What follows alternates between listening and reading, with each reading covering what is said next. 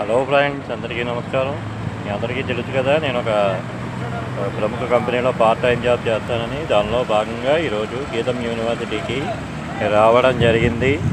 ఈరోజు వీడియో చేయడంలో ముఖ్య ఉద్దేశం ఏంటంటే, ఈ వీడియో చేస్తున్న మరుసటి రోజు అంటే ఆగస్టు 20, 2025 జిల్లా కోర్టు పరీక్షలు అందరూ కూడా రాయబోతున్నాము 20 నుంచి 24వ తారీఖు వరకు.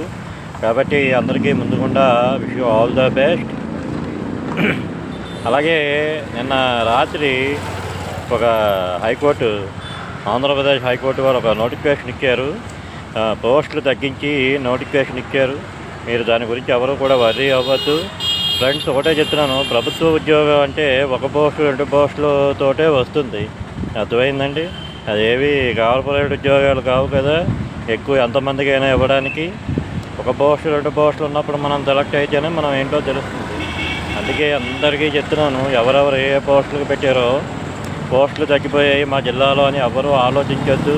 ఒకటే చెప్తున్నాను, 100 పోస్టులు నోటిఫికేషన్ ఇచ్చినా, 1 పోస్టు నోటిఫికేషన్ ఇచ్చినా మనకు కావాల్సింది ఒక్క ఉద్యోగమే. అర్థమైందండి? ఎందుకంటే మనందరం కూడా చాలా పూర్ బ్యాక్గ్రౌండ్ నుంచి వచ్చాం, మామూలు ఇది కాదు.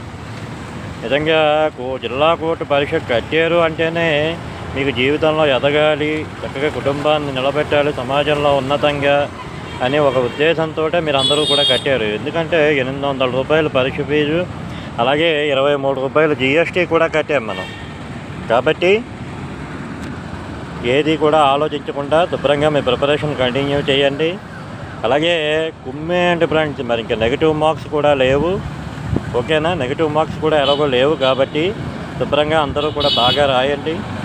అలాగే టైం వేస్ట్ చేయకుండా అన్ని బిట్లు కూడా అటెంప్ట్ చేయండి.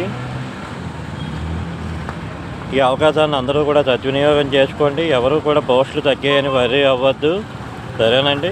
నెగిటివ్ మార్క్స్ లేవు, అన్ని క్వశ్చన్స్ అటెంప్ట్ చేయండి, ఓకేనండి? కుమ్మేయండి.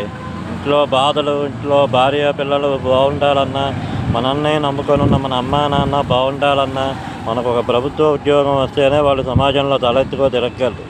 అయితే మీరు అడగవచ్చు, ఇప్పుడున్న పరిస్థితుల్లో అందరికీ ఉద్యోగాలు రావు కదా, ప్రభుత్వ ఉద్యోగం వస్తేనే తల్లిదండ్రులు తలెత్తుకు తిరగలరు అని. అలాగని కాదు, మనం కష్టపడి ఏ పని చేసినా సరే తల్లిదండ్రులకి గర్వంగానే ఉంటుంది ఇప్పుడున్న పరిస్థితులు బట్టి. కానీ ఒక ఉద్యోగం సాధిస్తే నా కొడుకు సాధించాడు అని వాళ్ళ ముఖంలో ఆనందం అనేది మనకి కనబడుతుంది. అర్థమైందండి? కాబట్టి ఎవరు కూడా నిరుత్సాహపడద్దు, పోస్టులు తగ్గాయని.